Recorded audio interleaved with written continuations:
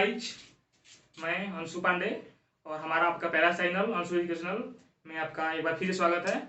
जैसा कि मैंने आपसे वादा किया था कि फिजिक्स का भी वीडियो जल्दी लाऊंगा, तो अब आप लोगों के सामने मैं आज फिजिक्स का वीडियो लेकर आ गया हूँ। तो फिजिक्स में पहला चैप्टर हम लोग का 11th क्लास में होगा, यूनिट एंड मेजरमेंट। तो यूनिट मेजरमेंट के बारे में हम आपको तभी बताएंगे। तो सबसे पहले आपको बता दें कि चैनल को लाइक एंड सब्सक्राइब कीजिएगा। और लाइक और सब्सक्राइब करने से फ़ायदा क्या होगा कि लाइक कीजिएगा तो मैं मोटिवेटेड होऊंगा कि आप लोग मेरे वीडियो को पसंद कर रहे हैं, तो मैं और अच्छा कंटेंट ला के वीडियो बनाऊंगा। और सब्सक्राइब कीजिएगा तो जब भी मैं नया वीडियो अपलोड करूंगा आप पे सबसे पहले आप पे वो वीडियो अवेलेबल होगा, आपके मोबाइल फ़ोन पे या जो पीसी यूज करते हैं आप उस पर। तो आइए देखते हैं यूनिट मेजरमेंट का फर्स्ट लेक्चर। ठीक है, तो पहले आप अपना टॉपिक है unit and measurement. Unit and measurement दोस्तों, फिजिक्स में हमें बहुत सारे चैप्टर पढ़ने हैं और हर चैप्टर में हमें किसी न किसी यूनिट के बारे में जानना होगा। कभी कूलम के बारे में जानिएगा, कभी एम्पियर के बारे में जानिएगा। और अभी हम लोग डेली लाइफ में भी बहुत सारे यूनिट के बारे में जानते हैं हम लोग, जैसे kilo, kilogram, metre, centimetre, second, hours, ये सारे के सारे यूनिट हैं। तो आज मैं बताऊंगा कि आखिर यूनिट होता क्या है, यूनिट का क्या सिग्निफिकेंस है, यूनिट क्यों हम लोग के लिए जरूरी है। तो आइए आज हम यूनिट के बारे में जानते हैं। आप लोग एक्साइटेड है आने के लिए? Let's go. तो यूनिट होता क्या है आज मैं आप लोग को बता रहा हूं। यूनिट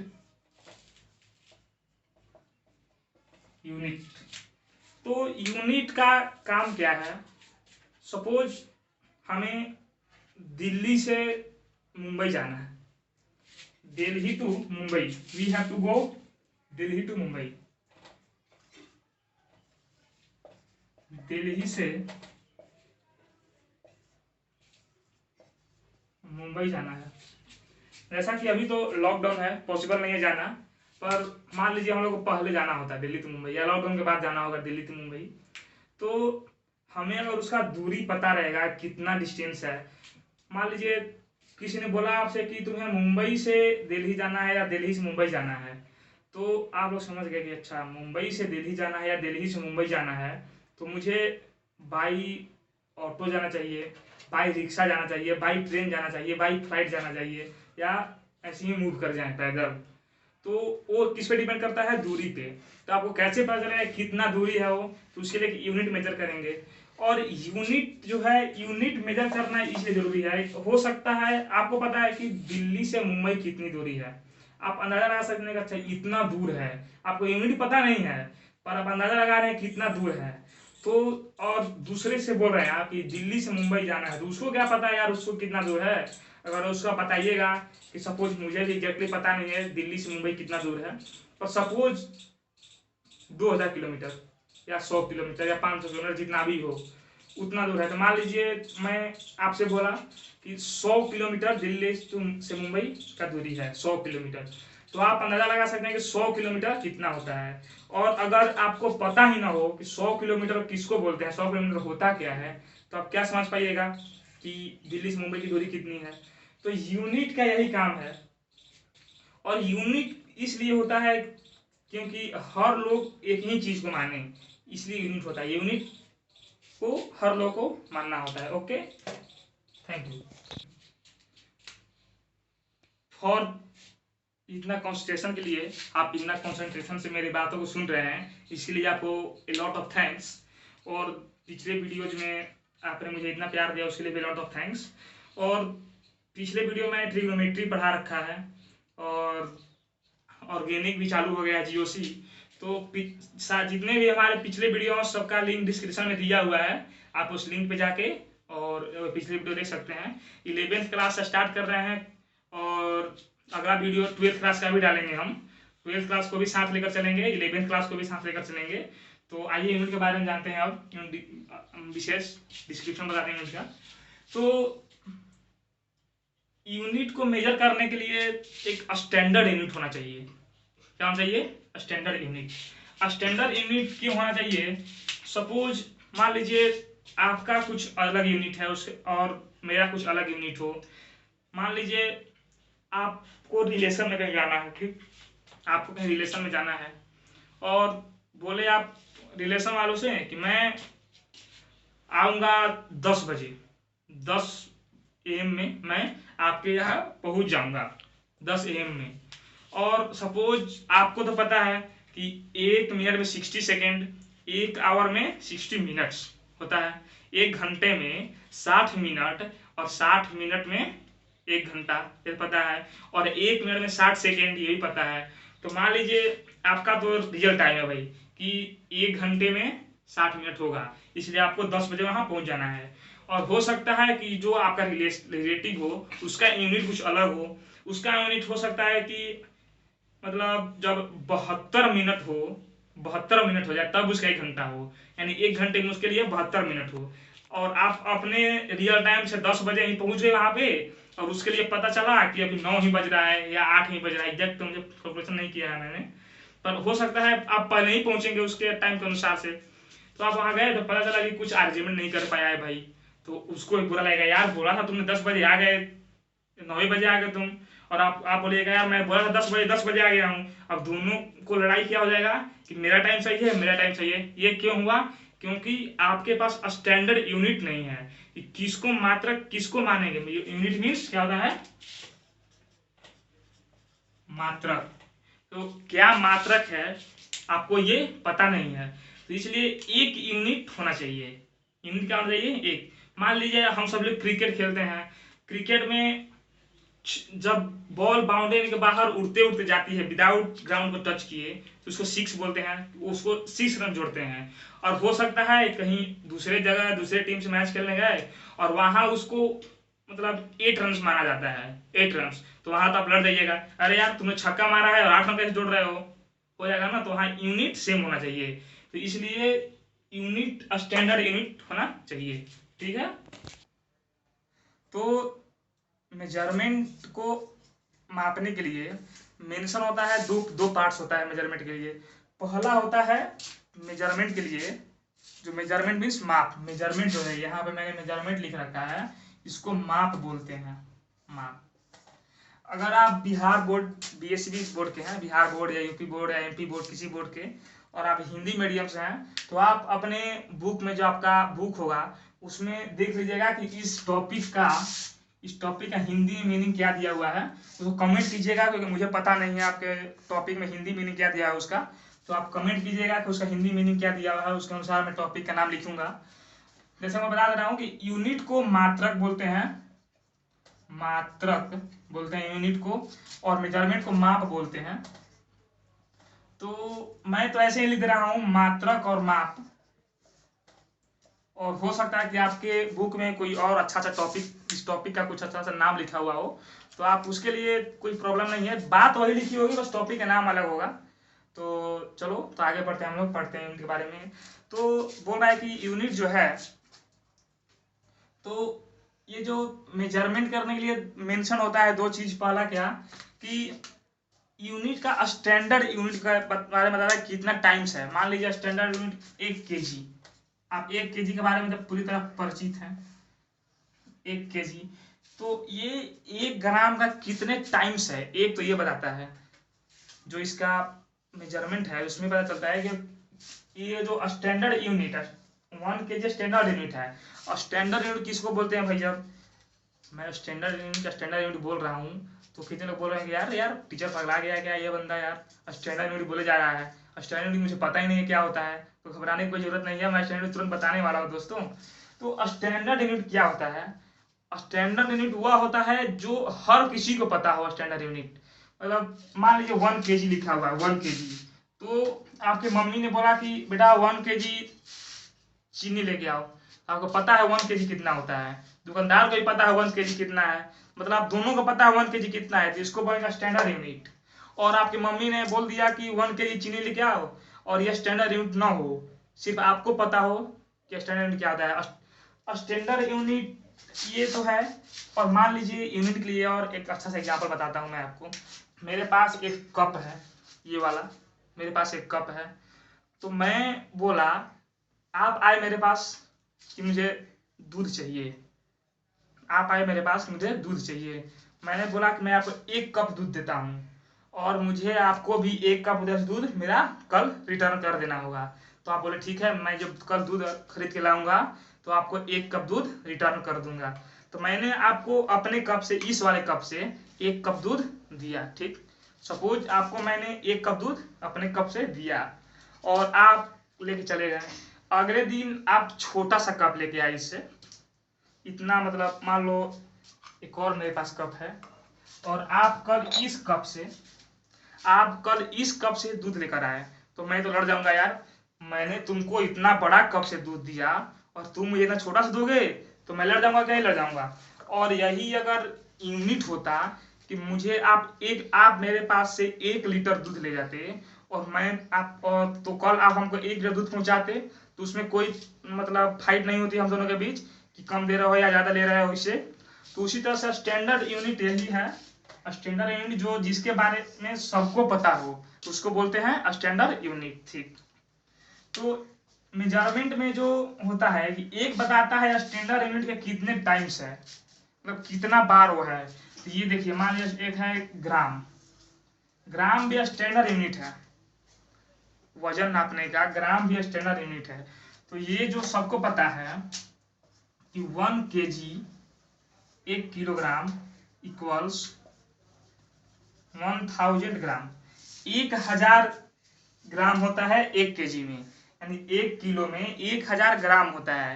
यानी कि हाँ, जो केजी का ग्राम है, ग्राम इज 1000 टाइम्स, ग्राम जो है केजी का 1000 टाइम है। तो ये बताता है एक। और दो अगला पार्ट है मेजरमेंट का, वो बताता है नाम, जो यूनिट है उसका नाम क्या है वो बताता है। जैसे ये केजी, तो केजी है, ये नेम है, केजी क्या है, नेम है। किसी भी मेजरमेंट में 2 चीज होता है। मेजरमेंट में क्या होता है, 2 चीज, इसको मैं इसमें कोई नोट करने वाली बात नहीं है, मैं मिटा देता हूँ उसको। मेजरमेंट में क्या होता है, 2 चीज होता है। क्या क्या होता है मेजरमेंट में, तो एक न्यूमेरिक वैल्यू होता है और एक वर्ड वाला जो नाम बताता है। जैसे देखिए, मान लीजिए लिखा हुआ है 2 किलोमीटर, ये सबको पता है 2 किलोमीटर, 2 किलोमीटर कितना दूरी होता है सबको पता है। तो इसमें जो ये है 2, ये न्यूमेरिक वैल्यू है, न्यूमेरिकल वैल्यू या न्यूमेरिक वैल्यू लिख सकते हैं इसको। और ये जो है नेम बता रहा है इसका। ठीक, न्यूमेरिक वैल्यू जो हिंदी मीडियम के बच्चों के लिए बता दे रहा हूँ, न्यूमेरिक वैल्यू जो नंबर डिनोट करना, न्यूमेरिक वैल्यू सब समझ सकते हैं आप लोग, न्यूमेरिक वैल्यू किसको बोल रहा हूँ मैं, संख्या जो बताए, और ये नाम बता रहा है किलोमीटर। तो उसी तरह से होता है। चलिए अब आता है कि भाई मेजरमेंट डिसाइड कैसे करें, जो यूनिट है उसको डिसाइड कैसे करें कि कौन सा यूनिट कितना होगा। जैसे मान लीजिए हमारा इंडिया इतना बड़ा है, इंडिया को तो बात छोड़ो यार, वर्ल्ड में जितना भी कंट्री है हर जगह 1 किलो का मान 1000 ग्राम ही होता है। जितना आपके यहाँ जो वो जनरल स्टोर होगा, वहाँ जो 1 kg का वो होगा बटखरा जिसको बोलते हैं, वही उतना ही वजन का बटखरा यूएस में भी होगा। और जो बैलेंस मशीन आता है, तराजू बैलेंस मशीन, उस अगर बटखरे को उस पर रखिएगा तो उसका भी वेट 1 किलो ही बताएगा। यानी कि पूरे वर्ल्ड में उसका वैल्यू एक ही है। तो अब भाई पता हो रहा है कि अब अगला टॉपिक है अपना कि हाउ टू डिसाइड यूनिट को, मात्रा को कैसे डिसाइड करें कि कितना मात्रक होगा।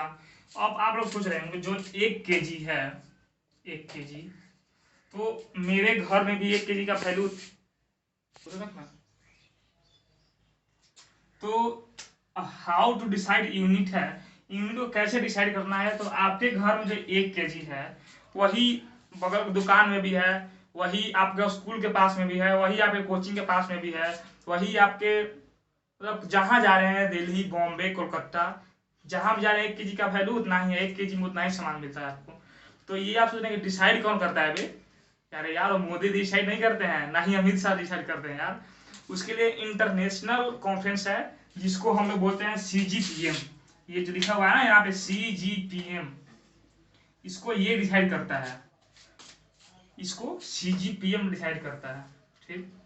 और यूनिट होना कैसा चाहिए यार, ये नहीं कि मैंने मान दिया कि इतने को मैं 1 किलोमीटर बोलूंगा तो पूरा वर्ल्ड थोड़ी ना मान जाएगा कि ये 1 किलोमीटर है तो इसको यूनिट नहीं बोलेंगे, क्योंकि यूनिट वो होना चाहिए जिसका इंटरनेशनल एक्सेप्टेंस हो। Unit should have been international acceptance. Standard unit उसी के बोलेंगे, स्टैंडर्ड यूनिट। स्टैंडर्ड यूनिट उसी को बोलेंगे जिसके पास इंटरनेशनल एक्सेप्टेंस हो। स्टैंडर्ड यूनिट किसको बोलेंगे, व्हाट इज स्टैंडर्ड यूनिट, या स्टैंडर्ड के पास क्या होना चाहिए, तो standard unit should have international acceptance.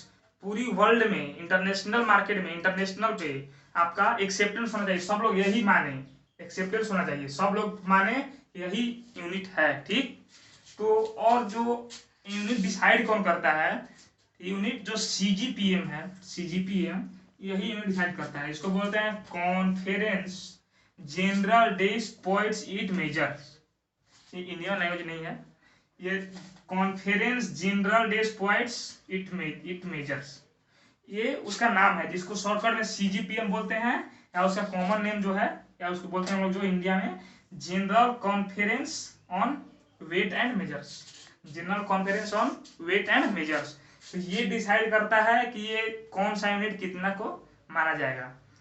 और इतना तो मैंने आपको क्लियर कर दिया कि किसको कितना मानेंगे। इसमें दो तरह के यूनिट होते हैं, एक फंडामेंटल और एक डेराइव्ड यूनिट। तो मैं इसको मिटा देता हूँ। फंडामेंटल और डेराइव्ड यूनिट क्या होता है ये आप नोट कर चुके होंगे, और नहीं जो नोट किए हैं उसको वीडियो पॉज करके और नोट कर लीजिएगा। तो फंडामेंटल और डेराइव्ड यूनिट क्या होता है मैं आपको बता रहा हूँ। एक होता है फंडामेंटल यूनिट,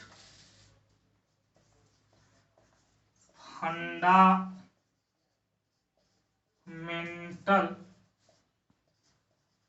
यूनिट, और एक ये फर्स्ट है फंडामेंटल यूनिट, सेकंड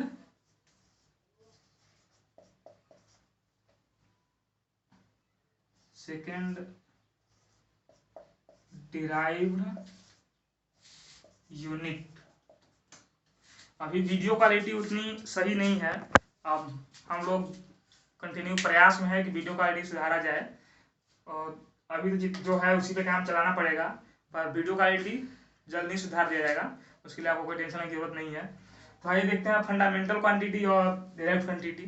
तो फंडामेंटल क्वांटिटी उससे बोलते हैं जो मेन क्वांटिटी हो, जो इंटरनेशनल एक्सेप्टेंस इसका हो, जो मेन क्वांटिटी हो उसको फंडामेंटल क्वांटिटी बोलते हैं। और डिराइव्ड क्वांटिटी है उसको, डिराइव्ड क्वांटिटी जो है फंडामेंटल क्वांटिटी से डिराइव किया गया है इसको, मतलब फंडामेंटल क्वांटिटी से लाया गया। फंडामेंटल को आप बेसिक क्वांटिटी भी बोला जाता है, फंडामेंटल क्वांटिटी को बेसिक क्वांटिटी भी बोला जाता है। फंडामेंटल क्वांटिटी यहाँ लिख दो, सॉरी यूनिट लिख दिया मैंने, फंडामेंटल क्वांटिटी,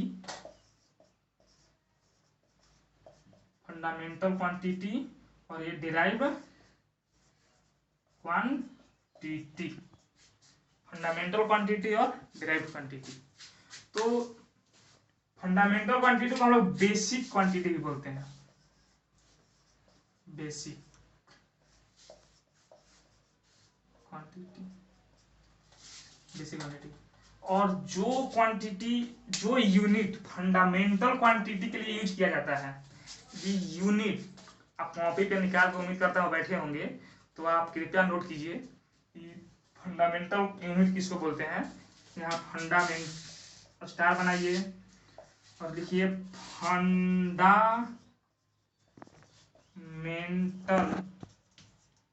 यूनिट।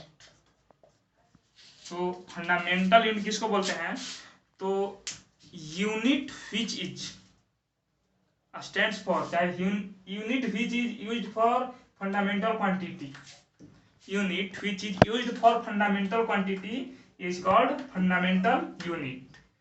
और जो डिराइव्ड यूनिट है वो फंडामेंटल यूनिट से ही डिराइव किया गया है, यानी दो फंडामेंटल, तीन फंडामेंटल यूनिट्स को मिला के एक डिराइव्ड यूनिट बनाते हैं। जैसे कि मैं आपको बता दूं,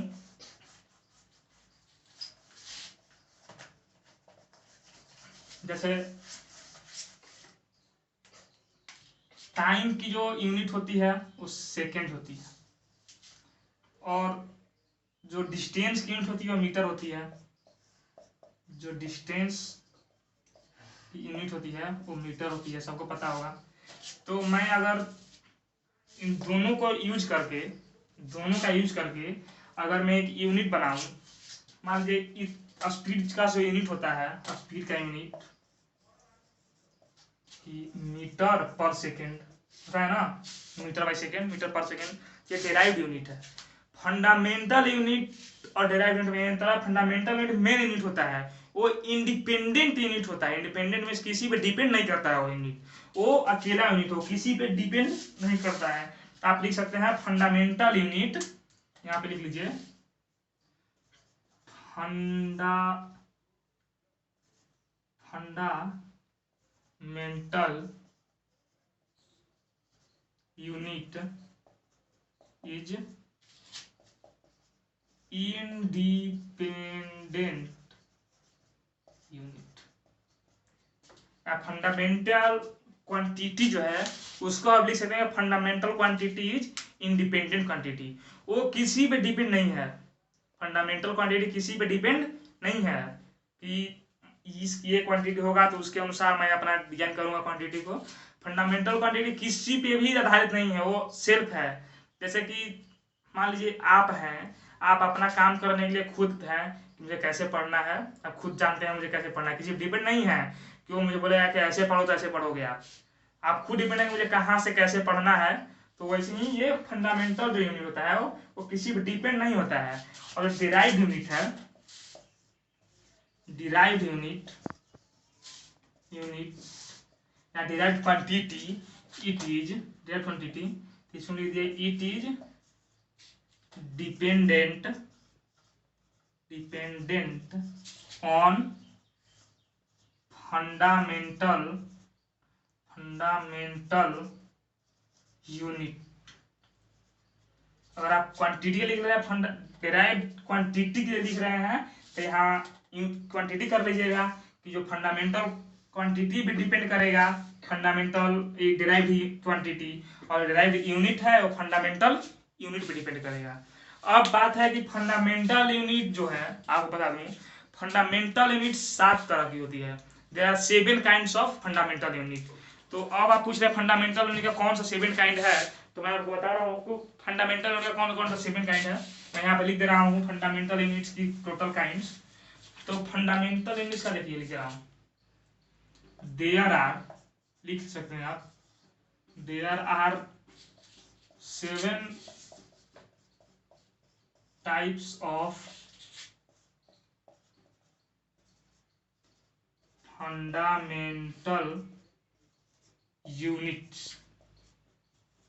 फंडामेंटल यूनिट 7 तरह की होती है, और मैं उसका लिख दे रहा हूं कौन कौन सी यूनिट होती है फंडामेंटल यूनिट, उसका सिंबल और उसकी एसआई यूनिट।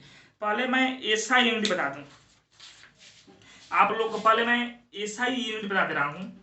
तो कि एसआई यूनिट जो होती है वो जो यहाँ पे मैंने लिखा था सीजीपीएम, मैंने लिखा था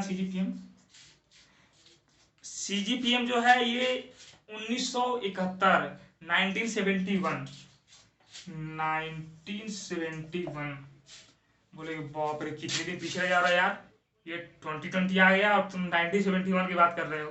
तो भाई ये सब जो बातें हैं ना वो बहुत पुरानी है, तो आपको तो वहां जाना ही होगा। तो 1971 में इसने एक कॉन्फ्रेंस हेल्ड किया था, एक मीटिंग बुलाई थी, सब मतलब जनरल लैंग्वेज बोले तो इसने एक मीटिंग बुलाई थी, और उसी में इसने एक कमेटी बनाई, और जो एक कमेटी बनाई इंटरनेशनल सिस्टम ऑफ यूनिट के लिए। तो ये जो फंडामेंटल क्वांटिटी के बारे में समझ गया, फंडामेंटल यूनिट के बारे में समझ गया है, और ये सीजीपीएम है, तो इसने 1971 में एक मीटिंग हेल्ड किया, जिसमें इंटरनेशनल मीटिंग हेल्ड किया, जिसमें सभी देश के रिप्रेजेंटेटिव गए थे, और उसमें उसने एक standard unit of measurement decide किया। ठीक, उसने एक डिसाइड किया system of standard unit, system of standard, उसने उसने उसने एक standard system of unit decide किया। स्टैंडर्ड सिस्टम ऑफ यूनिट, उसने एक standard system of unit decide किया और उसी को हम लोग बोलते हैं SI unit. Standard system of unit को ही हम लोग एसआई यूनिट बोलते हैं। तो फंडामेंटल क्वांटिटी जो है या फंडामेंटल क्वांटिटी बोलो या बेस क्वांटिटी बोलो, उसके साथ फंडामेंटल क्वांटिटी या फंडामेंटल बेस क्वांटिटी है, उसके 7 यूनिट्स हैं। वो मैं आपको यहाँ लिखवा दे रहा हूँ जो 7 यूनिट्स हैं उसके। तो आप यहाँ राइट डाउन कर लीजिए 7 यूनिट्स के बारे में। तो पहला है लेंथ का, पहला जो है लेंथ, मैं यहाँ लिख रहा हूँ नेम। यहाँ नेम एक टेबल बना लीजिए ऐसे जिसे मैं बना रहा हूँ। नेम, सिंबल, नेम या एसआई यूनिट लिख दो, एसआई यूनिट, और ये सिंबल। सिंबल मीन संकेत होता है, जैसे सोडियम का संकेत Na होता है ना, उसी तरह सिंबल, सिंबल में संकेत होता है। तो पहला लेंथ है। लेंथ मीन्स हिंदी में जयमाला के लिए लंबाई। लंबाई जो होती है, तो लंबाई की जो होती है एसआई यूनिट, सबसे छोटी मात्रा, उसको मीटर बोलते हैं। Metre, metre, metre. उसका सिंबल एम है, छोटी एम, मीटर। फिर है मास, वजन के लिए। मास वजन के लिए होती है मास। मास की जो है मास की जो यूनिट है वो किलोग्राम है। ठीक, किलोग्राम। और किलोग्राम को सिंबल में क्या लिखते हैं, सबको पता है यार, केजी। उसके बाद अपना टाइम है, वॉच वाली टाइम, वही जो अभी अपना आपका जो इम्पोर्टेंट है ना टाइम, यही टाइम। तो टाइम जो है, टाइम, टाइम की जो एसआई यूनिट होती है सेकंड होती है, सेकंड। और सेकंड का जो सिंबल पता है आपको, एस। सेकंड की सिंबल एस होती है। फिर होती है इलेक्ट्रिक करेंट। ठीक, electric current, electric current. Electric current की किसी को पता है क्या उसकी एसआई यूनिट होती है? इलेक्ट्रिक करंट की एसआई यूनिट है एम्पियर। क्या होती है? Ampere, ampere. इसको लिखते क्या है, सिंबल ए। एम्पियर, इसको क्या लिखते हैं, सिंबल ए। और ये तो मेरी छोटी सी बोर्ड है जो कि नहीं भर गई, मैं इसको मिटा लेता हूँ। आप जो आज को राइट डाउन कर लीजिए वीडियो पूछ करके, तब तक मैं इसको मिटा के और फिर से आपको अगला लिखवा रहा हूँ। तो अगला जो है, अगला जो अपना है वो है थर्मोडायनेमिक टेम्परेचर। थर्मोडायनेमिक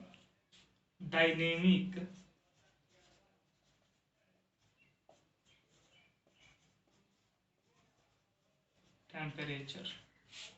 जो अपना थर्मोडायनेमिक टेम्परेचर है उसको केल्विन बोलते हैं। क्या बोलते हैं? उसका ऐसे यूनिट केल्विन, केल्विन। और उसका सिंबल के है। थर्मोडायनेमिक टेम्परेचर का केल्विन है, उसका सिंबल के है। अमाउंट ऑफ सब्सटेंस फिर एक होता है, अमाउंट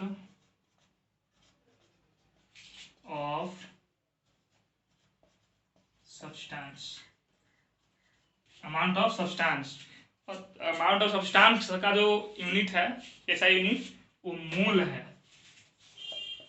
मोल। और उसका सिंबल भी मोल ही है। ये ना कि इसका सिंबल एम लिख देना, तो वो तो सिंबल हो जाएगा मीटर का, उसका सिंबल एम नहीं है। और दूसरा है लुमिनियस इंटेंसिटी। एक है लुमिनस इंटेंसिटी, स्पेलिंग सही है ना? लुमिनस, वो है यहाँ पे लुमिनस, लुमिनस इंटेंसिटी। ठीक, लुमिनस इंटेंसिटी का कैंडेला। ठीक, लुमिनस इंटेंसिटी का कैंडेला। लुमिनस सिंप्लिसिटी का कैंडेला होता है और उसका CD सिंबल है, सिंबल CD है। यहाँ तक आप लोग इसको राइट डाउन कर लीजिए, मैं जा रहा हूँ और पूरा लर्न कर लीजिएगा अच्छी तरह से। इसके बाद और इसका सफिक्स बताऊंगा। ये जो गुरु मोल है ना, मोल, ये जो मोल है ये, इसको बहुत अच्छी तरह से पढ़ना है 11th-12th में। सॉरी मैं मार्कर गिर गया। इसको 11th में पढ़ना है, 12th में पढ़ना है। बहुत गजब की कॉन्सेप्ट है यार मोल, अच्छे अच्छों को हिला कर रख देती है अगर से समझना है तो। उसको हम आपको पढ़ाएंगे, हो सकता है इस वीडियो के बाद या इसके और एक दो वीडियो बाद उसको स्टार्ट करें। एकदम क्रिस्टल क्लियर कर दिया जाएगा यार उसको। आप किसी भी तरह का उसका क्वेश्चन मिस नहीं कीजिएगा एग्जामिनेशन में। इस मोल को मोल कंसेप्ट के नाम से पढ़ना होगा इसको। मोल कंसेप्ट हम लोग बहुत अच्छी तरह से हम लोग पढ़ेंगे मोल कंसेप्ट। तब तक के लिए आज के लिए इतना ही रहेगा। और चैनल को सब्सक्राइब जरूर कीजिएगा और जितना जितना शेयर कीजिए ताकि हर लोग जान सके। और सब्सक्राइब करने से फायदा आपको बता चुका हूँ कि जब भी मैं वीडियो अपलोड करूँगा आपके पास जाएगा। और जो बेल आइकन दबा दीजिएगा, पर्सनलाइज नहीं ऑल कर दीजिएगा। Okay, thank you.